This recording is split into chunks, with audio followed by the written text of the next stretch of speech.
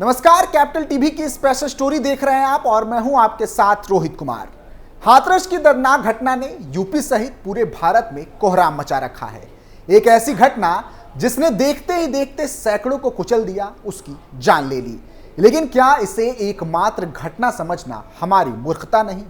कैसे अचानक से एक सत्संग कार्यक्रम लाशों के ढेर में बदल गया। चंद मिनटों में ही सत्संगी बाबा ने सभी भक्तों को मुक्ति दिला दी और खुद फरार हो गए। लेकिन सवाल यह है कि इस मुश्किल घड़ी में बाबा अपने भक्तों के साथ क्यों नहीं? वो क्यों पुलिस से लगातार भागते फिर रहे हैं और अंडरग्राउंड हो चुके हैं, जिसे दबोचने के लिए पुलिस लगातार छापेमारी कर रही है? आखिर क्या है हाथरस घटना के कसूरवार माने जाने वाले बाबा सूरजपाल की असली सच्चाई और सपा प्रमुख अखिलेश से इनका संबंध, जिसको लेकर अब सीएम योगी ने भी एक बड़ा खुलासा किया है, जिसके बाद से ही भोले बाबा सहित पूरे विपक्ष में हड़कंप मच गया है और इससे एक बड़ी साजिश की बू आ रही है। बात करेंगे आज की स्पेशल स्टोरी में। हाथरस घटना एक बड़ी साजिश, सीएम योगी ने किया बड़ा खुलासा, सामने आया सूरजपाल का असली चेहरा, अखिलेश यादव भी निकले बाबा के भक्त। उत्तर प्रदेश के हाथरस में नारायण साकार हरि के प्रवचन में हुई भगदड़ के बाद अब प्रशासन एक्शन मोड में आ चुका है। प्रशासन ने इस मामले में एक आयोजक के विरुद्ध एफआईआर दर्ज कर ली है। वहीं जिस स्वयंभू बाबा के कार्यक्रम में यह भगदड़ हुई, उसकी तलाश में छापेमारी की जा रही है। जानकारी के लिए बता दें कि घटना में मौतों का आंकड़ा 116 तक पहुंच गया है। मीडिया रिपोर्ट्स के अनुसार हाथरस भगदड़ में हुई मौतों पर भारतीय न्याय संहिता की धारा 105, 110, 126(2), 223 और 228 के तहत मामला दर्ज किया गया है। इस एफआईआर में देव प्रकाश मधुकर को आरोपित बनाया गया है। वह इस स्वयंभू बाबा का मुख्य सेवादार बताया जा रहा है। उसके साथ ही 21 और सेवादारों को इस मामले में आरोपित घोषित किया गया है। वह इस नारायण साकार उर्फ भोले बाबा उर्फ सूरजपाल की भी तलाश की जा रही है। वह कार्यक्रम में भगदड़ होने के बाद से ही अंडरग्राउंड है। उसकी तलाश में पुलिस लगातार छापेमारी कर रही है। उसके हाथरस से निकलकर मैनपुरी पहुंचने की जानकारी पहले सामने आई थी। इसी सूचना पर पुलिस वहां पहुंची थी, लेकिन वह यहां नहीं मिला। बताया गया कि उसके समर्थकों ने पुलिस का रास्ता भी रोका। काफी देर बाद मैनपुरी के इस आश्रम में पुलिस घुस पाई, तब तक वह यहां से फरार हो चुका था। पुलिस अब अन्य जगह उसकी तलाश कर रही है। वह इस भगदड़ में मरने वालों का आधिकारिक आंकड़ा 116 हो चुका है, जिनका रात भर पोस्टमार्टम चलता रहा। मृतकों के शवों को पोस्टमार्टम के बाद उनके घर भेजा जा रहा है। इसके बाद भी बड़ी संख्या में शव अस्पताल में पड़े हैं। कई शवों की पहचान भी नहीं हो पाई है। मृतकों के परिजन लगातार उन्हें ढूंढ रहे हैं। कई प्रत्यक्षदर्शियों ने घटना के बाद आपबीती सुनाई है। हादसे से बचने वाली एक लड़की ने बताया कि बाबा का प्रवचन खत्म होते ही यह भगदड़ चालू हो गई। बताया गया कि कुछ लोग बाबा के चरणों की धूल लेने दौड़े। इसके साथ ही बड़ी भीड़ कार्यक्रम से भी निकली। इसके कारण व्यवस्था बिगड़ गई। कुछ लोग खेतों से होकर जाने लगे। तभी भीड़ अनियंत्रित हो गई और एक दूसरे को कुचलकर लोग आगे बढ़ने लगे। जो इस भीड़ के कारण गिरा, वह दोबारा नहीं उठ सका।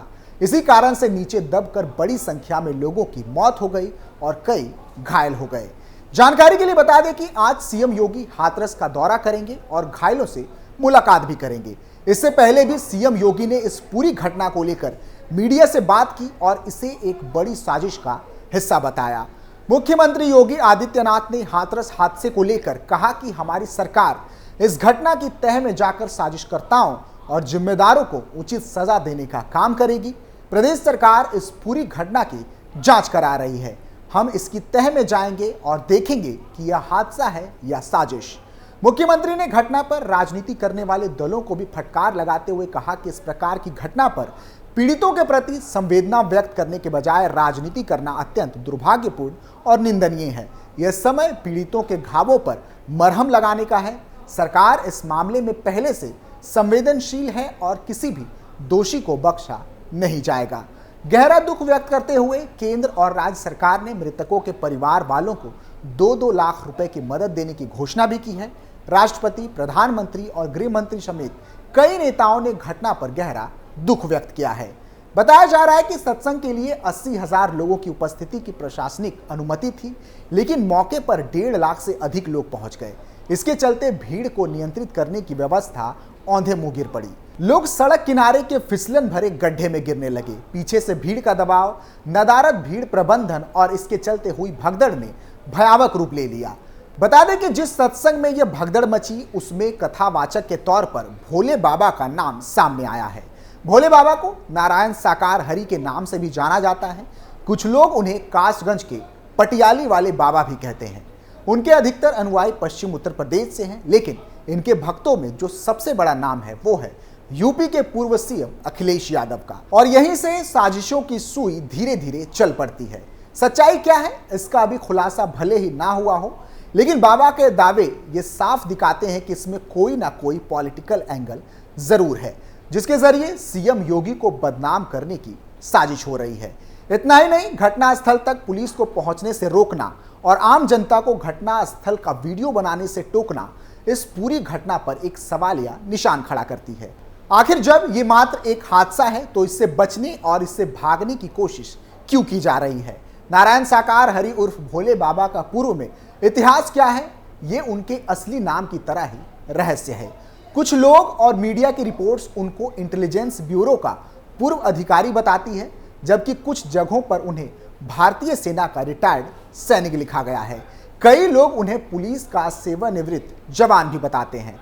कहा जाता है कि रिटायरमेंट के बाद नारायण साकार हरि अलीगढ़, एटा और आसपास के जिलों में लोगों के समूहों को संबोधित करने लगे। धीरे धीरे उनका प्रचार बढ़ता गया, जिससे लोगों की तादाद भी बढ़ती गई। कथित भोले बाबा उर्फ नारायण साकार हरि के आयोजनों से पहले आयोजक पोस्टरों और पदयात्रा आदि से इलाके में खूब प्रचार करते हैं।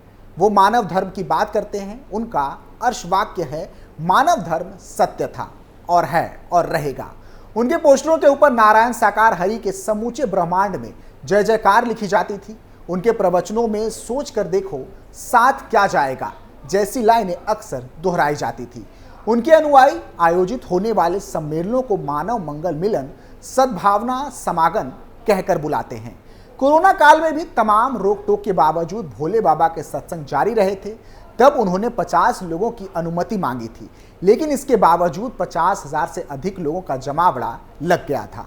नारायण साकार हरि खुद को सोशल मीडिया से दूर रखते हैं। उनका आधिकारिक अकाउंट अभी तक किसी भी प्लेटफॉर्म पर नहीं है। उनके अनुयायियों की अच्छी तादाद मूलतः पश्चिम उत्तर प्रदेश में है। हालांकि उनके सम्मेलनों में पूरे उत्तर प्रदेश सहित उत्तराखंड, मध्य प्रदेश, हरियाणा और राजस्थान से लोग भी शामिल होते हैं। मिली जानकारी के अनुसार साकार नारायण हरि का जन्म जाटव परिवार में हुआ था। उनके अनुयायियों में उत्तर प्रदेश के पूर्व मुख्यमंत्री अखिलेश यादव तक शामिल हैं। अखिलेश यादव साल 2023 में भोले बाबा के कार्यक्रम में शामिल हुए थे। तब उन्होंने इस कार्यक्रम की तस्वीरें भी शेयर की थी। उन्होंने एक्स हैंडल पर लिखा था, नारायण साकार हरि की संपूर्ण ब्रह्मांड में सदा जय जयकार हो। इसी दौरान अखिलेश यादव ने भोले बाबा की सभा में उमड़ी भीड़ को भी दिखाया था। भीड़ में सिख समुदाय के लोग भी दिख रहे थे। बताया जाता है कि नारायण साकार हरि का सत्संग खत्म होने के बाद उनके पैरों के नीचे दबी मिट्टी को छूने और हासिल करने के लिए खींचतान होती थी। कई बार आयोजक लोगों को लाइन में लगाकर नारायण साकार हरि के पैरों से दबी मिट्टी देते थे। यह सन 1954 में हुए प्रयागराज महाकुंभ में मची भगदड़ के बाद प्रदेश में अब तक का दूसरा सबसे बड़ा हादसा है।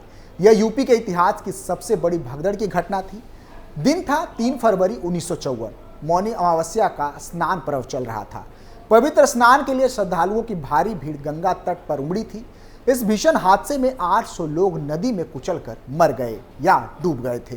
दरअसल उस दिन कुछ तीर्थयात्री जुलूस देखने के लिए गंगा नदी के तट पर बैठ गए थे। भीड़ लगातार बढ़ने लगी। 1954 की रिपोर्ट की माने तो जब भीड़ बढ़ गई तो लोग लड़खड़ाने लगे।